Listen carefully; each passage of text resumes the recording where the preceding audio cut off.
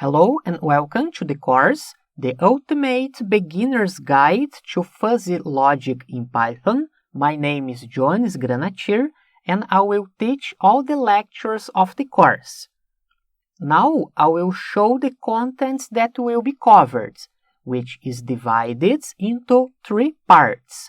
In the first part, you will learn the basic intuition about fuzzy logic, as well as some important concepts such linguistic variables, antecedents, consequent, membership functions, fuzzification, and especially a little bit of mathematics about diffuzzification, which is the final process of the algorithm and consists of generating the results or the predictions. Once you have learned the basic intuition, it's time to start the step-by-step implementations using the Python programming language.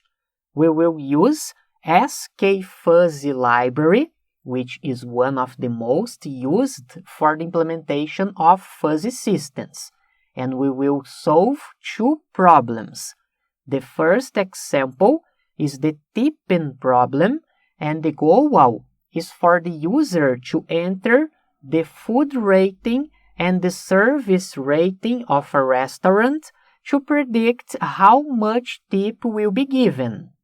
As I said, all implementations will be done using Google Colab online, so you don't need to worry about installing the libraries on your own machine. As you can see here, we are going to implement step by step each line of code, and we will discuss and interpret all these graphs. At the end, the goal is to set a score for the quality of the food and a score for the quality of the service, and the system will be able to predict the tip we would give to the restaurant. In this particular example, when the food is 6.5 and the service is 7.5, the tip will be 12.44%. The second example, which can be considered an exercise for you to practice, is to create a fuzzy system to adjust the suction power of a vacuum cleaner according to the type of surface and the amount of dirt in the environment. The implementations will be made in 2 ways. The first is the easy approach that uses predefined functions from skfuzzy library, while the second is called hard fuzzy, and we will create the variables from scratch. The same case studies will be solved in 2 different ways.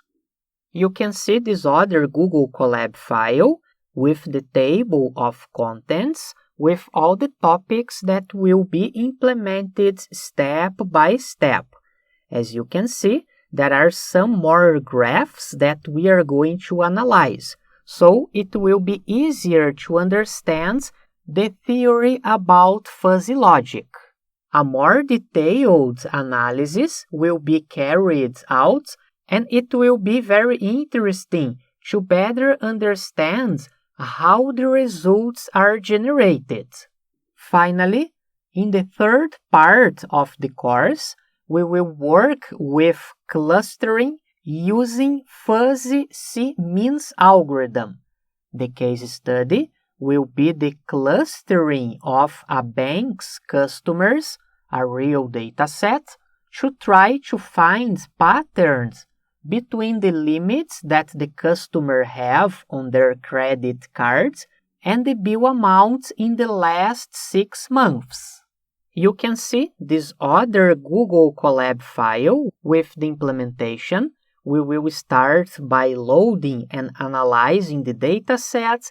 We will apply all the pre-processing steps to prepare the data for the application of the fuzzy C-means algorithm. You can see this image that shows the clusters that were found by the algorithm. The limit is on the x-axis and the bill amount on y-axis. We will perform some analysis in order to extract some insights of this data. We will also use the library to find out the best number of clusters that are best suitable for this particular dataset. As the course name suggests, it is suitable for beginners who are taking their first steps into fuzzy logic. The focus is on practical implementations, so you will only learn a basic intuition about the theory. Once again, welcome to this course. We hope you find the contents useful. In the next lectures, we will start the intuition about this artificial intelligence technique. See you there!